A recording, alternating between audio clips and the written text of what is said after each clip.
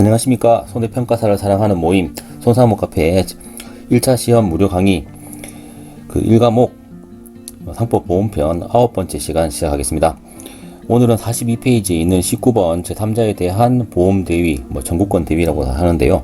여기서부터 공부를 해보도록 하겠습니다.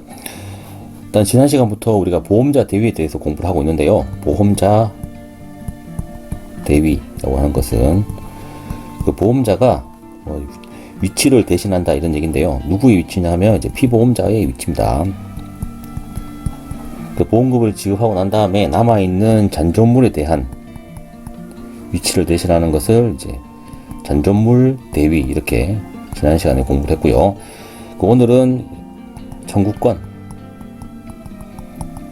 대위를 하는 것에 대해서 공부를 해보도록 하겠습니다. 그 1항을 보시면 그 손해가 제3자의 행위로 인해서 발생한 경우에는 보험금을 지급한 보험자는 그 지급한 보험금액의 한도에서 제3자에 대한 보험계약자 또는 피보험자의 권리, 요거는 이제 손해배상 청구권이라고 얘기하는데요. 권리를 이제 취득한다 이렇게 되어 있습니다. 어떠한 제3자의 그 행위로 인해서 손해가 발생했다, 피해가 발생했다고 하면 피보험자의 경우에는 이 3자에 대해서 손해배상 청구를 할 수가 있죠. 손해배상 청구를 할 수 있는데 이게 이제 보험금을 지급한 보험자에게 이제 이전되는 것을 이제 청구권 대위 이렇게 얘기를 합니다. 그리고 지급한 금액의 한도 내에서 행사를 할 수가 있고요. 다만 이제 보험자가 보상할 보험금의 일부를 지급한 경우에, 전부가 아니고 일부를 지급한 경우에는 피보험자의 권리를 침해하지 아니하는 범위 내에서 그 권리를 행사할 수 있다. 예를 들면 손해가 1000만 원이 났는데 보험금은 이제 300만 원만 지급을 했습니다. 그러면 300만 원에 대해서는 이제 손해배상 청구를 할 수가 있는 거고요. 그리고 나머지 700만 원에 대해서는 여전히 피보험자의 권리로 남아 있는 거죠. 이렇게 이제 이해를 하시면 될 것 같습니다. 그 아래쪽 2항을 보시겠습니다. 보험계약자나 피보험자의 제1항에 따른 권리가 그와 생계를 같이 하는 가족에 대한 것인 때에는 가족이 이제 어떠한 행위로 인해 가지고 손해를 끼친 거죠. 것인 때에는 그 보험자는 그 권리를 취득하지 못한다. 다만 손해가 그 가족의 고의로 인해서 발생한 경우에는 그러하지 아니하다 이렇게 되어 있는데요. 예를 들어서 A가 이제 피보험자고요. B가 이제 가족인데, 생계를 같이 하는 가족인데 A에게 이제 각 보험자가 보험금을 지급하고 B에게 이제 손해배상 청구를 만약에 한다고 하면, 이 생계를 같이 하는 이 가족이라는 공동체 입장에서 봤을 때는 돈을 이렇게 A한테 줬다가 B한테 뺏어가기 때문에 이 공동체 입장에서 봤을 때는 줬다가 뺏는 그런 경우가 발생하는 거죠. 이런 경우에는 이제 권리를 취득하지 못한다 이렇게 되어 있고요. 그리고 하지만 이제 B가 이제 고의로 이렇게 한 때에는 이렇게 청구권 대위를 행사할 수가 있는 것입니다. 이건 고의이기 때문에 그렇게 이제 이해를 하시면 될 것 같고요. 그 아래쪽에 해설을 한번 보시겠습니다. 해설을 보시면 청구권 대위의 의의가 있는데요. 그 청구권 대위라고 하는 것은 제3자에 대한 보험 대위를 얘기하는 것인데, 보험금을 지급한 보험자가 보험사고를 유발한 제3자에 대한 보험계약자 또는 피보험자의 권리를 취득하는 것을 얘기를 합니다. 그리고 요는 이제 그 청구권 대위의 취지가 있습니다. 취지가 있는데, 요거는 뭐냐면 일단 이득 금지의 원칙을 실현하기 위해서, 그렇죠. 실현하기 위해서 그 피보험자가 보험자로부터 보험금도 받고 또 제3자에게도 손해배상 청구권을 하게 되면 실질적인 피해를 본 금액보다 훨씬 더 큰 이익을 받기 때문에 그런 거를 방지하기 위한 그런 이제 목적이 있고요. 그리고 또 잘못을 한 제3자에게 책임을 묻기 위한 취지이다 이렇게 이해를 하시면 될 것 같습니다. 그리고 동그라미 나와번에 보시면 제3자의 의미가 있는데요. 여기서 제3자라고 하는 것은 이제 당사자가 있는데, 당사자라고 하는 것은 우리가 P가 있었고 그에 대한 상대방 보험자가 있겠죠. 보험자 이런 것들 당사자라고 하고, 이외의 사람들을 이제 제3자 이렇게 얘기합니다. 하지만 이제 타인을 위한 보험계약에서는 보험계약자도 제3자로 볼 수 있다고 이제 대법원이 판단을 했고요. 그리고 피보험자는 제3자가 아니므로 피보험자와 동일시할 수 있는 그런 자, 뭐 피보험자의 뭐 대리인 뭐 이런 사람들은 이제 그 제3자에 해당하지가 않습니다. 그리고 이제 동그라미 답을 보시면 생계를 같이 하는 가족이라고 나와 있는데요. 그 생계를 같이 하는 동거 가족인지 여부를 한번 보시면 뭐 주민 등록지가 뭐 같다거나 하는 이런 형식적인 것보다는 형식적인 이런 것들을 이런 것으로 판단하는 게 아니고 그 현실적으로 한 세대 내에서 거주하면서 그 생계를 함께 하고 있는가 여부에 따라서 판단을 한다고 대법원이 판시를 했고요. 그리고 피보험자의 동거 친족이나 생계를 같이 하는 가족에 대해서 대위권을 만약에 행사를 하게 된다면 피보험자 입장에서 봤을 때는 사실상 줬다가 뺏는 이런 경우가 될 수 있기 때문에 라고 이런 규정이 있는 겁니다. 그리고 동그라미 나와에 보시면 청구권 대위 효과가 있는데요. 당연히 앞쪽에 있는 잔존물 대위처럼 어떤 이렇게 권리가 이전되고 하는 게 어떤 특정한 의사, 뭐 행위 이런 것들이 필요하지 않고 자동적으로 생겨나게 되는데요. 그 보험자가 보험금을 지급하게 되면 그때부터 피보험자가 제3자에 대해서 가지는 권리는 보험자에게 당연히 자동적으로 이전을 하게 되고요. 뭐 피보험자가 가지고 있던 권리는 당연히 이전을 했기 때문에 소멸한다 이렇게 이해를 하시면 될 것 같습니다. 다음 43페이지 위쪽에 제2절 화재보험 보시겠습니다. 화재보험이라고 하는 것은 화재는 불이 났다는 거죠. 불이 났다. 그래서 불이 난 것에 대해서는 보험에 적용이 됩니다. 보험에 적용이 된다. 하지만 난로 옆에 이렇게 어떤 물건을 놔뒀는데 난로에 복사열로 인해 가지고 물건이 변형이 됐습니다. 의자 위에 물건을 놔뒀더니 이게 복사열로 인해서 변형이 되었다 하는 것은 불이 난 건 아니죠. 불이 난 건 아니기 때문에 이런 거는 화재 보험으로 보장이 기본적으로는 되지 않습니다. 그럼 난로가 안에 타고 있지 않느냐라고 얘기하는데 이건 타고 있는 거는 이건 화재가 났다기보다는 난로에 고유한 그런 기능에 포함되기 때문에 이런 것들은 해당이 되지 않고요. 그리고 1번 보시면 화재 보험자의 책임이 있습니다.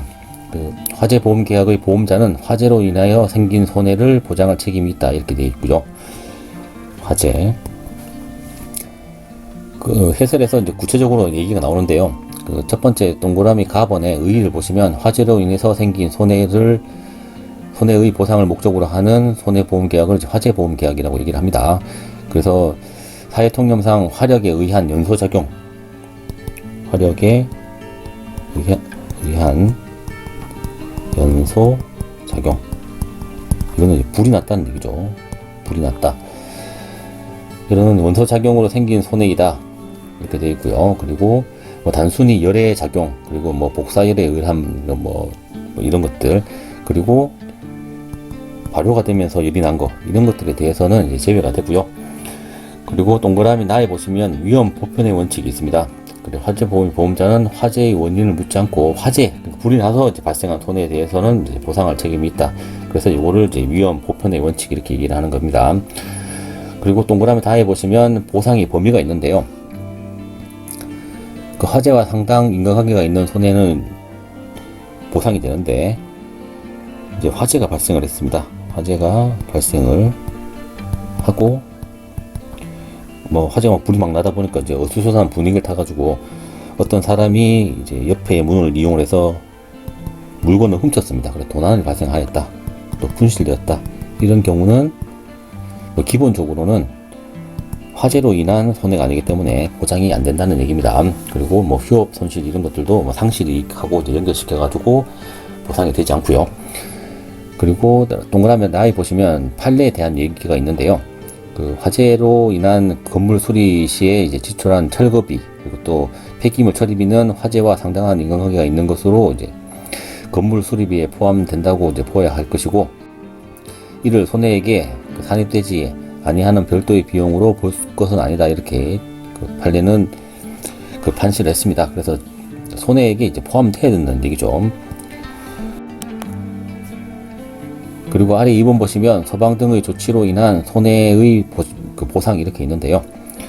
그 보험자는 화재의 소방 또는 손해의 감수에 필요한 조치로 인해서 생긴 손해를 보상할 책임이 있다 이렇게 되어 있습니다. 그래서 여기도 이렇게 상당 인과관계 보시면 되겠죠. 이렇게 있나요? 그 아래쪽에 해설을 보시면 첫 번째 화재를 진압하던 중에 보험 목적물이 뭐 오염이 되었다, 금괴 오염이 됐다든가, 그리고 냄새가 심하게 난다든가, 아니면 그리고 두 번째로는 불길을 막기 위해서 목적물의 보험 목적물의 일부를 파손을 했다든가, 그 세 번째, 이렇게 화재가 자꾸 번지고 있으니까 이러한 목적물을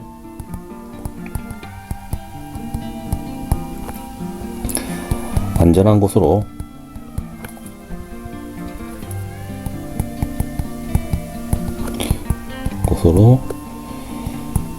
옮겨 놓았다든가, 이런 것은 화재와 상당한 인과관계가 인정되기 때문에 보험자는 이러한 경우에 이제 보상 책임이 있습니다. 이러한 경우에는 보상 책임이 있는데, 여기서 살펴봐야 될 부분은 이렇게 안전한 곳으로 이전을 했습니다. 이전을 이제 해놨는데 이렇게 밖에다가 내놓다 보니까 이게 어떤 사람이 가지고 갔습니다. 도난을 당했습니다. 도난을 당한 경우에 앞쪽에서 제가 말씀드린 대로 이런 도난 당한 경우에는 상당 인과관계가 이제 인정되지 않기 때문에 보험자는 그 보상할 책임이 없다 이렇게 이해를 하시면 될 것 같습니다.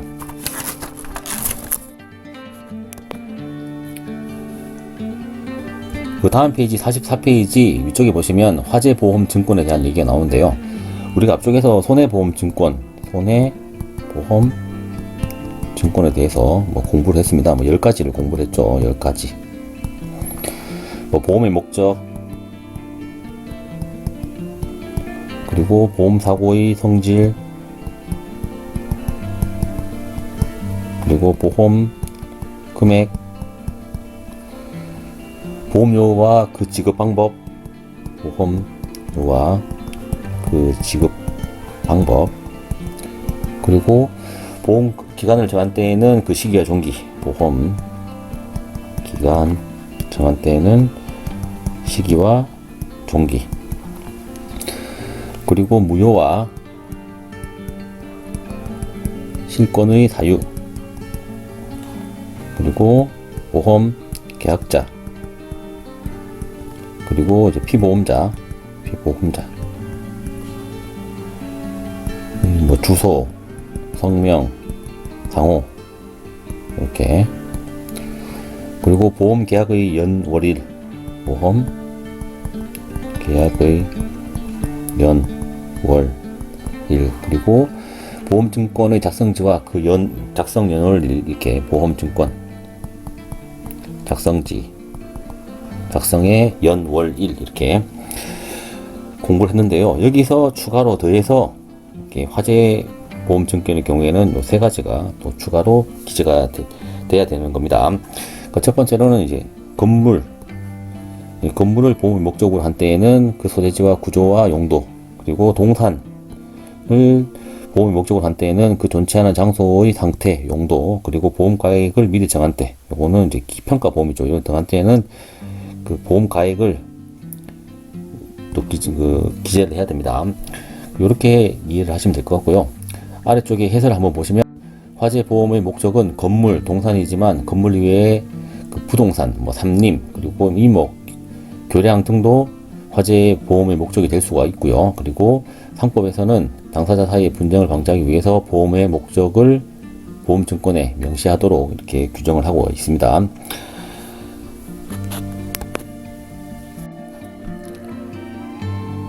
그리고 아래쪽에 보시면 집합보험의 목적 되어 있고, 이제 5번, 그 4번에는 그 특정보험, 5번에는 이제 총괄보험 이렇게 되어 있는데요. 일단 우리가 집합보험, 집합보험이라고 하는 것은 보험 목적이 하나가 아니고 여러 개라는 얘기입니다. 그래서 집합된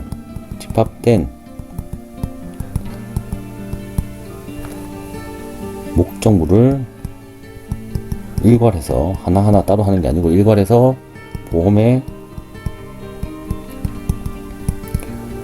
목적으로 뭐 한 계약 이런 것들을 이제 집합보험 이렇게 얘기하는데요. 뭐 집합보험은 크게 두 가지로 분류가 될 수가 있습니다. 그래서 4번에 나와 있는 게 이제 특정보험이라고 얘기를 하고요. 그리고 5번에 있는 게 이제 총괄보험 이렇게 얘기를 합니다. 뭐 특정보험은 뭐가 특정이 됐다는 건데 이렇게 집합된 물건이 이제 특정되었다는 거죠. 특정이 되었다는 얘기는 이제 집합보험 중에서 보험의 목적이 특정이 되어 있어 가지고 예를 들면 창고가 있다고 치면 이 보험 기간 동안에 창고 안에 물건이 이동을 하지 않습니다. 이동을 하지 않을 경우에 이럴 경우에는 우리가 특정보험이라고 할 수 있겠죠. 할 수 있는데 그 창고가 이렇게 있는데 이게 문 쪽으로 물건이 들어갔다 나왔다가 계속 수시로 이제 보험 기간 동안에 변동을 하는 경우가 있을 수 있겠죠. 이런 경우를 이제 총괄보험이라고 얘기를 합니다. 그래서 이제 4번 집합보험 중에서 이제 특정보험에서 한번 살펴보면요.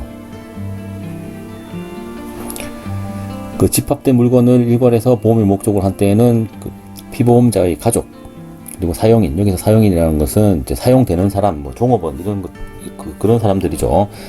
이런 사용인의 물건도 보험의 목적에 포함된 것으로 한다 이렇게 되어 있습니다. 이 경우에는 그 보험은 그 가족 또는 그 사용인을 위해서도 체결된 것으로 본다. 그러면 이게 또 일종의 이제 타인을 위한 뭐 손해보험 또는 뭐 화재보험 이렇게 말할 수 있겠죠.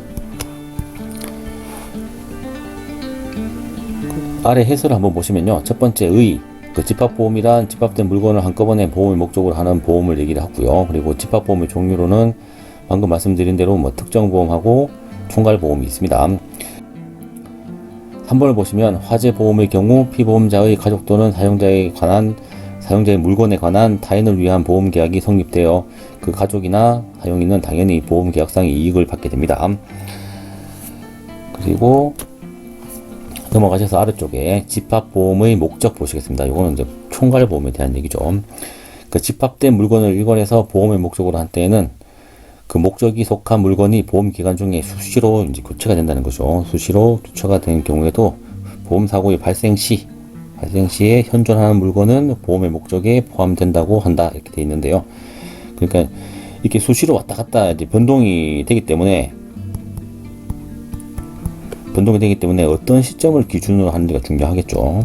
그래서 여기서 이제 목적물이 이제 특정하게 되는 그런 시기는 보험 사고 발생 시를 기준으로 하는 겁니다. 그래서 우리 문제에 계약 당시, 보험 계약 시 현존하는 물건 이렇게 나오면 틀린 지문이 된다는 거죠. 그래서 사고 발생 시에 현존하는 물건이 보험의 목적이 된다 이렇게 이해를 하시면 될 것 같습니다. 그리고 아래쪽에 해설 한번 보시면 총괄보험에서 보험의 목적이었던 물건이 집합된 물건에서 완전히 분리된 때에는 그때부터는 보험의 목적에서 제외가 된다 이렇게 나와 있는 것 한번 읽어보시면 될 것 같고요. 요렇게 해서 우리 상법 보험편 1과목은 끝이 났습니다. 다음 시간부터는 이제 농업재해보험법하고 농업재해보험 손해평가 요령 이렇게 공부를 할 텐데요. 사실 우리 상법 보험편하고 그리고 농업재해보험법하고 두 개를 다 합쳐봐야 타 시험에 법 과목에 한 과목도 안 됩니다. 양이 작죠. 양이 작고 또 우리 시험의 경우에는 재배하기 조금 어려운 과목인데요. 재배학에서 조금 실수를 할 수 있는 부분들을 우리 법 과목에서 이제 만회를 충분히 할 수가 있습니다. 그래서 객관식은 4개 지문 중에 하나를 선택하는 것이기 때문에요. 눈에 이제 익숙하는 게 중요하기 때문에 계속 반복해서 책장을 좀 빨리 넘기면서 이렇게 반복해서 공부를 하시면 도움이 될 것 같습니다. 이렇게 오늘은 마무리를 하도록 하고요. 다음 시간에 농업재해보험법 및 농업재해보험 손해평가 요령 이어서 진행을 하도록 하겠습니다.